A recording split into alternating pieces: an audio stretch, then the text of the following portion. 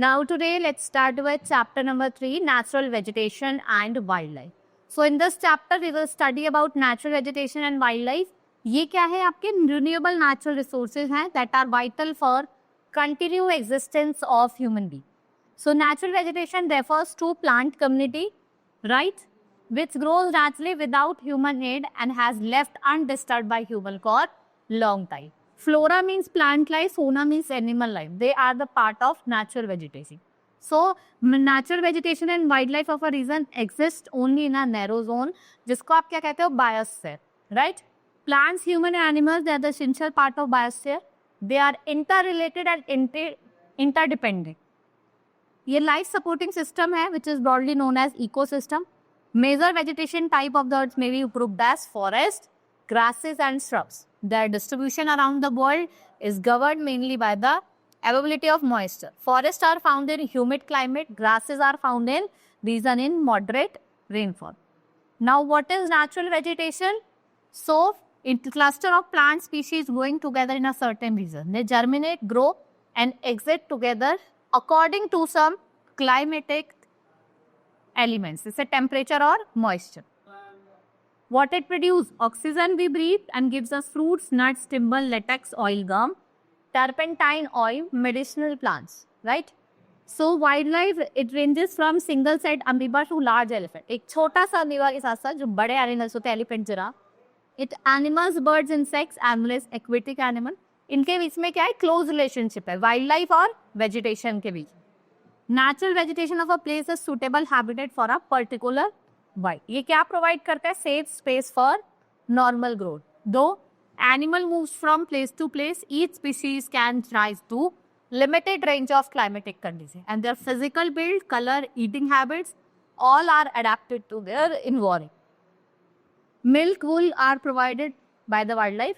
Insects जैसे bee हो गया, वो आपको honey provide करते हैं, pollination में help करते हैं. Now it is vital cleanser. If we talk about vultures को हम scavenger भी कहते हैं. ये scavenger होते हैं. इनको हम environmental cleaner भी कहते हैं. ये environment को clean करते हैं by eating dead animals, right? Within the habitat, plants and animals, big or small, live together, interact with each other, and they are independent. और ये एक balance maintain करके रखते हैं. What they do? They maintain a balance. If the relative number of species is not disturbed, there is a balance in the environment. अगर disturb नहीं हो रहा है आपका एनवायरनमेंट तो वहां क्या रहेगा? बैलेंस रहेगा. Next is distribution of natural vegetation. If we talk about on the availability of moisture and temperature, moisture और टेम्परेचर की अवेलेबिलिटी के हिसाब से अगर हम बात करें, हमने जो आपका वेजिटेशन है उसको हमने फॉरेस्ट, ग्रासलैंड, स्क्रब्स और टुंड्रा में डिवाइड करा है. और जो अवेलेबिलिटी ऑफ मॉइस्चर होती है वो किससे कंट्रोल होती है? By temperature. And the temperature control evaporation plus transpiration rate. जो अमाउंट ऑफ वाटर लॉस होता है, the amount of water loss from plant in relation to precipitation, temperature also influences the variation of species within the area. The area of heavy rainfall, देखो जहाँ पे ज्यादा बारिश होती है वहां पे आपको ह्यूज ट्रीज दिखाई देखने को मिलेंगे. और as the rainfall decreases the size and density of the vegetation also. जहाँ पे बारिश कम होती है तो वहां पे वेजिटेशन भी कम होती है. So, in area of moderate rainfall, grass is predominant, forming the grasslands of the world. Roots of grasses have the ability to adapt to a dry surface. And what we revive in the rain. So, if the land is snow covered, they lie dormant and they sprout back to life once temperature warms up. जैसे वापस चल जाते हैं तो temperature है वो warm हो जाता है. Then, in the area of heavy rainfall, dense growth of huge trees is seen. As rainfall decreases, stunts tree grow further apart from each other. So what happen in dry areas, जो आपने देखा होगा छोटे छोटे जो trees होते हैं वो grow करते हैं. And low rainfall thorny shrubs and scrubs grow. Deep root help them to get water. And waxy surface leaf जो होती है वो क्या reduce करती है? Loss of moisture को reduce करती है. Now you can see that जो climate होता है वो आपके latitude और altitude दोनों की वजह से vary करता है. So we can see the change in climate and correspondingly vegetation. जैसे आप इक्वेटर से पोल्स की तरफ जाओगे आप देखोगे कि जो वेजिटेशन है उसमें भी चेंजेस आते हैं. टेम्परेचर में तो आते ही आते हैं लेकिन जो वेजिटेशन है उसमें भी चेंजेस आते हैं. That's why we have broadly classified forest into two types, that is evergreen and deciduous forest. So depending upon the season, so evergreen forest do not shed their leaves, ठीक है, हर time उनके पेड़ पे आपको leaves देखने को मिलेगी। लेकिन हम बात करें डेसिडियस फॉरेस्ट की, सो डेसिडियस फॉरेस्ट वो एक पर्टिकुलर पीरियड ऑफ टाइम पे अपने लीव्स को शेड कर देते हैं, because to prevent loss of moisture through transpiration. Then we have divided further them into tropical and temperate forest based upon their location. To understand the demands of fast-growing population of the world, large area of forest has been cleared. हमने बहुत बड़ा area of forest को clear करा है crops उगाने के लिए, timber के लिए, and there is a urgent need to conserve its valuable resource. और एक बहुत अर्जेंट नीड है इन रिसोर्सेज को क्या करने के लिए, कंजर्व करने। Now we have wildlife resources. Wildlife may be defined as living organisms that are neither human nor domesticated, right? Especially like mammals, birds, fish, which are hunted by men. Wildlife Protection Act जो है आपका 1972 का, उसको हमने define करा है wildlife as any animals, bees, butterfly, crustacean, fish, कोई भी हो, चाहे वो एक्वेटिक हो चाहे लैंड वेजिटेशन हो, सब किसमें आते हैं, आपके वाइल्ड लाइफ प्रोटेक्शन एक्ट में आते हैं। So, wildlife provide aesthetic, recreational and economical benefit and at the same time have great ecological significance. और इसका एक great ecological sequence होता है, and nature's millions of forms of life on the earth, what they perform, some of the definite biological function which keeps the delicate balance. आप देखेंगे ये अपने biosphere में एक delicate balance रखता है, right? Needless to say, animals directly or indirectly, animals जो होते हैं वो डायरेक्टली और इनडायरेक्टली किस पे डिपेंड होते हैं, प्लांट्स पे, फूड के लिए भी और शेल्टर के लिए।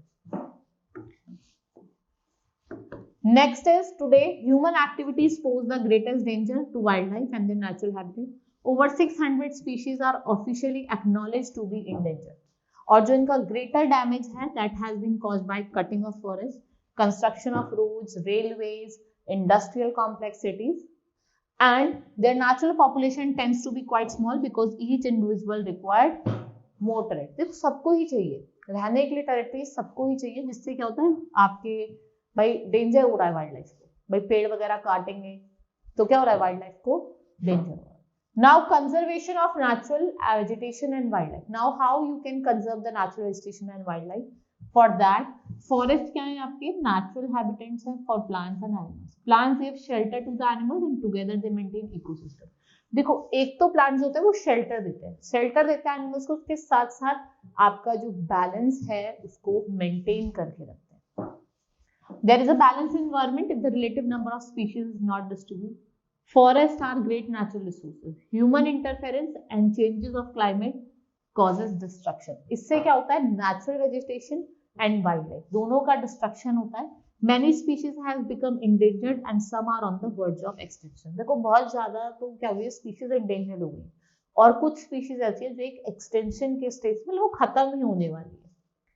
Deforestation, constructional activities, soil erosion, forest fire, tsunami, landslide. What are these? These are some human-made and natural factors. देखो ये कुछ human-made और natural factors हैं, जैसे आपका deforestation हो गया, constructional activities हो गई, soil erosion हो गया, forest fire हो गया, tsunami. ये सारी क्या है, कुछ natural factors हैं जो soil को क्या करते हैं, erode करते हैं. So the animals are being poached for collection and illegal trade of hide, skin, nails, teeth, horns. And they affect species of animals like tiger, lion, elephant, rhinoceros, deer, black bunk, crocodile, leopard. So increasing incident of poaching has led to sharp decline. तो क्या हो रहा है भाई, poaching हो रही है, इनको मारा जा रहा है, तो इसकी वजह से क्या हो रहा है, इन एनिमल्स की जो पॉपुलेशन है वो डिक्लाइन कर रही है। तो इंक्रीजिंग अवेयरनेस, हमें लोगों को अवेयर करना है और वॉच भी करना है, they both are needed to stop. अगर आपको नेचुरल वेजिटेशन और वाइल्ड लाइफ को कंजर्व करना है तो इनको आपको स्टॉप करना ही पड़ेगा, ठीक है। The National Environment Awareness Campaign is organized every year under different themes, जिससे हम लोगों के मन में एक अवेयरनेस क्रिएट करें कि आप अपने फॉरेस्ट को, अपने वाइल्ड लाइफ को, अपने एनवायरमेंट को क्लीन रखो, सेफ करो। So many environmental awareness is the first step. सबसे पहला अगर आपको कंजर्वेशन करनी है तो सबसे पहला जो स्टेप होगा वो आपका होगा एनवायरमेंटल अवेयरनेस। आपको अपने एनवायरमेंट की अवेयरनेस होनी चाहिए। Now we have made national park, wildlife sanctuaries for what, for conserving our animals as well as to conserve or protect our natural vegetation and wildlife. Conservation of creeks, lakes and wetland is necessary to save precious resources from depletion. देखो आपका करना है lakes वगैरह को wetlands को protect करना necessary है, जिससे आप क्या कर सकते हो, प्रीशियस रिसोर्स को डिप्लीटेशन से सेव कर सकते हो. So hunting is strictly prohibited. Cultivation, grazing and collection of forest products is permitted. ठीक है, लेकिन आप सेंचुरी में तो कर सकते हो, लेकिन नेशनल पार्क में नहीं कर सकते. So national park and wildlife sanctuary, what are they? They are multipurpose protected area to preserve genetic diversity. आप अपने रिप्रेजेंटेटिव इकोसिस्टम, चाहे वो प्रेजेंट का हो चाहे वो फ्यूचर का हो, दोनों को ही क्या करेंगे, प्रोटेक्ट करेंगे. So the major objective of biosphere reserve are to conserve diversity of plant. देखो मैं आपको कुछ ऑब्जेक्टिव बता रही हूँ. जो बायोस्फीयर रिजर्व है उसके क्या ऑब्जेक्टिव है? पहला तो है कि आप diversity of plants and animals को प्रिजर्व करेंगे, कंजर्व करेंगे, उनको रिसर्च मतलब एक क्या प्रमोट करेंगे, research on ecology, provide facilities for education, awareness and training. Biosphere reserve R series of protected area. ये क्या है? इसको सीरीज है प्रोटेक्टिव एरियाज की, जो किसके थ्रू लिंक्ड है, ग्लोबल नेटवर्क, और ये एक रिलेशनशिप बनाती है कंजर्वेशन एंड डेवलपमेंट के बीच. Now awareness programme like Van Mahotsav and social forestry should be encouraged at regional and community level. The idea of Van Mahotsav was conceived in 1950. Since then, it is celebrated every year. On this day, what happens? The children in school में they generally what they do? They plant trees at public places. It should be celebrated in true spirit. One child, one tree, plant and protect. ठीक है? आप एक child एक tree लगाएगा, plant करेगा, उसको protect करेगा. ठीक है? It's your duty. ये आपका जुलाई में होता है 1 to 7 July. The world's forest. Let's study about the world's forest. The forest is the large area of land covered mainly with trees and undergoing shrub. आज के टाइम में अगर हम बात करें तो हम 30% ऑफ लैंड एरिया को वर्ल्ड के ऑक्यूपाई करते हैं. And forest what they provide? Food and shelter for animals and refresh atmosphere bye turning carbon dioxide into oxygen. तो प्लांट्स क्या लेते हैं? कार्बन डाइऑक्साइड लेते हैं और क्या छोड़ते हैं? ऑक्सीजन लेते हैं. तो इससे क्या है? आपकी अर्थ पे लाइफ पॉसिबल है. More than 2000 million people use firewood for cooking and heating. ठीक है? And there is also huge trade in forest products, softwood for building and making paper, hardwood for furniture. Other products includes fruits, nuts and species, gums and resins, rubber and many vital medicines. Usually what happens? Forest also support varied plants as well as animals like your birds, mammals, reptiles and insects. Thus, forests are an example of habit. Throughout the world, there are several types of forests, and three basic types of forests are coniferous, broad-leaved, deciduous, dense forest, tropical rainforest, and many forests includes combination of coniferous and deciduous forest. Now, coniferous forest क्या होते हैं? These forests are most widespread. ये आपको कहाँ देखने को मिलेंगे? Northern hemisphere. ठीक है, जहाँ पे कोल्ड नॉर्थ एरिया होता है, जैसे आपका कनाडा हो गया, यूरोप हो गया, एशिया होगा, यहाँ आपको देखने को मिलेगा. इनके जो ये जो ट्रीज होते हैं, इनकी कोन्स होती है. वाई? क्योंकि जो स्नो होती है वो जम ना जाए, वो पिघल के नीचे गिरती है. ठीक है, लाइक यू हैव सेडार, फिर pines and spruce. These trees are conical shape and needle shaped leaves with a tall straight trunk. They are well adapted to survive long winter. ये well adapted होते हैं और long winter में survive करते हैं. That the trees do not shed their leaves during any particular part of the year. Instead, shedding all leaves and growing new ones occur throughout the year. मतलब आप old leaves को तो shed कर रहे हो और किसको grow कर रहे हो? नई one को. Right? Then we have deciduous forest. The forest consists of trees almost all which shed their leaves in a particular season. This device helps them to reduce loss of moisture. आप इससे क्या करते हो? Loss of moisture को reduce करते हो by transpiration. Deciduous forest occurs in two main regions: the subtropical region and the mid-latitude region. If we talk about tropical deciduous forest, so in this forest, these forest occurs in tropical region which have a distinct dry season. And major areas are monsoon region of Asia, part of Central America, Brazil and North Australia. Next we have mid-latitude deciduous forest. If I talk about mid-latitude deciduous forest, they are found in middle latitudes to the north of monsoon forest. Main reason of these forests are आपको ये Western Europe, Northeastern USA, Northeastern China, southern Japan, southern Chile, eastern New Zealand. And trees shed their leaves in autumn and remain leafless. ये अपनी leaves को autumn में क्या करते हैं, shade करते हैं और लीफलेस रहते हैं through out the year. The cold winters, when the temperature falls below 6 degrees Celsius, oak, ash, alum, birch, maple, and chestnut. ये कुछ typical trees हैं इस forest. Then we have tropical forest. Tropical forest ये वो forest है जो अपनी leaves को shed नहीं करते हैं, ठीक है? And these forests are widespread in the world and they are found in different regions. आपको अलग-अलग region में देखने को मिलेंगे. Now tropical evergreen forest, if we talk about जो tropical evergreen forest हैं, they have their own characteristics. They have some resemblance. आप अगर देखेंगे तो जो dense equatorial forest होते हैं उनसे थोड़ा थोड़ा रिजेंबल करते हैं, ठीक है? इसलिए इनको हम क्या कहते हैं, tropical rain forest. In this region temperature बहुत ज्यादा हाई होता है, बहुत ज्यादा बारिश होती है और यहाँ पे जो क्लाइमेट है वो हॉट एंड ह्यूमिड है. देन वी हैव सब ट्रॉपिकल एवरग्रीन फॉरेस्ट. ये आपको ईस्टर्न मार्जिन पे देखने को मिलेंगे, ठीक है? जैसे आपके south east Australia, New Zealand, south China in Asia. यहाँ पे हार्डवुड ट्रीज होते हैं जिनकी ब्रॉड लीव्स होती है, इनकी इकोनॉमिक वैल्यू होती है, like eucalyptus and kauri pine in Australia. Then we have Mediterranean forest. In hot dry summers या warm wet winters around Mediterranean Sea, it's create condition of this type of forest, and the summers are dry and winter revive a moderate rainfall.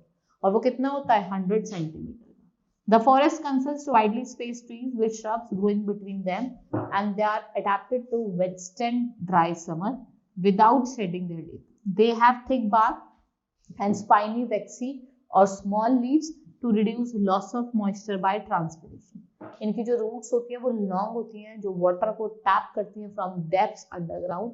And like we have oak, cork oak, olive, chestnut, cedar. ये दो common shrubs जो हैं, जैसे आपकी माइट्रे और आपका laurel.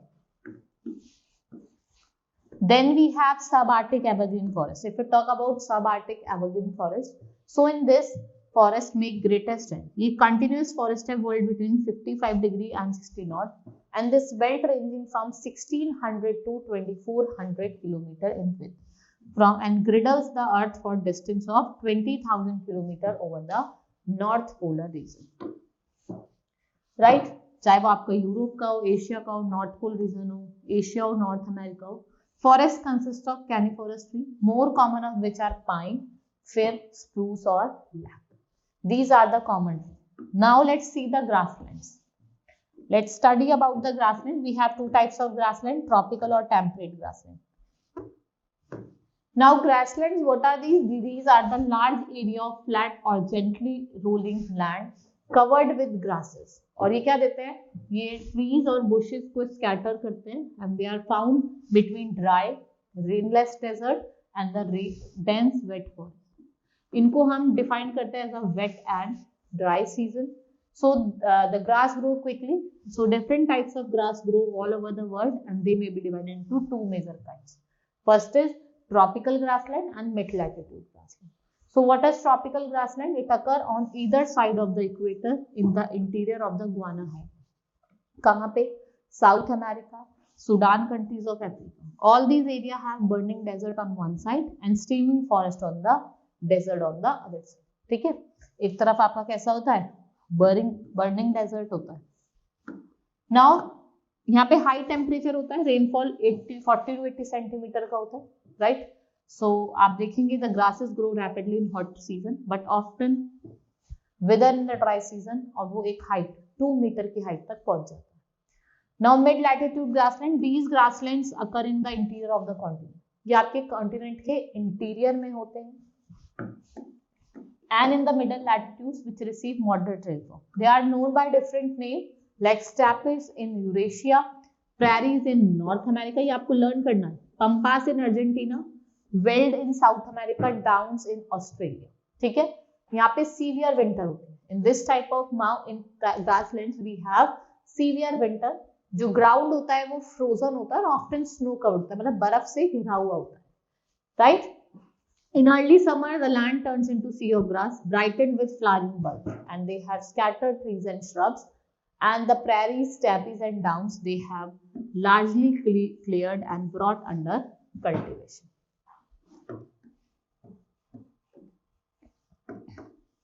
Now we have deforestation and desertification. Forest क्या play करता है? इंपॉर्टेंट कंपोनेंट है आपके इकोनॉमी के लिए, इन्वायरमेंट के लिए तो है ही है और आपकी इकोनॉमी के लिए भी है. So there is a serious concern over the threat of biological diversity on the earth. The cause of concern is that biodiversity is becoming extinct today.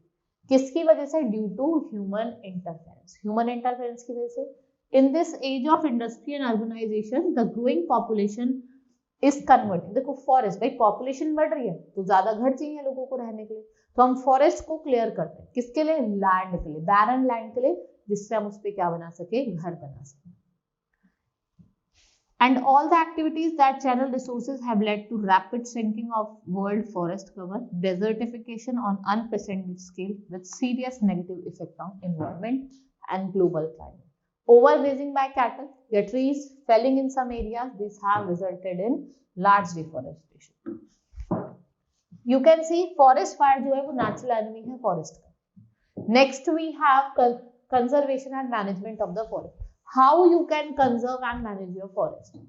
So conservation of forest is required to ensure a regular supply of forest products to meet increasing demand while maintaining long term ecological balance. और आप इससे क्या कर सकते हो? long term ecological balance बना के रख सकते हो. Right? There is need to protect residual forest and to increase forest cover through reforestation and afforestation. आपका एक फॉरेस्ट कंजर्वेशन एक्ट आता है 1980 में with the objective to indiscriminate deforestation, और जो फॉरेस्ट का डाइवर्जन है फॉर द अदर यूज उसको आप क्या करना है? देखना. What are the following measures? Like we have afforestation, आपको ज्यादा से ज्यादा पेड़ लगाने हैं, ठीक है. And afforestation will prevent reckless felling of trees. Forest fire another cause of depletion of forest should be safeguarded. Next is control on urban growth. देखो जैसे large number of trees have been destroyed for the expansion of new cities. Building of roads in cities cause destruction of forest area and there is need to control and urban growth. आपको किसकी need है कि आप क्या control करो? Urban growth को control करो. Now grazing and agriculture. देखो लैंड लोग क्या करते हैं? अपने एनिमल्स को ऐसे छोड़ देते हैं कि आप जाके ग्रेज करो. सो ओवर ग्रेजिंग आपको रोकनी है.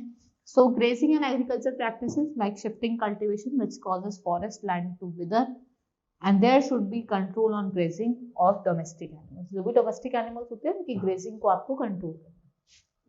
In India, killing of lions, tigers, deer, great Indian bustard, peacock has been banned by law.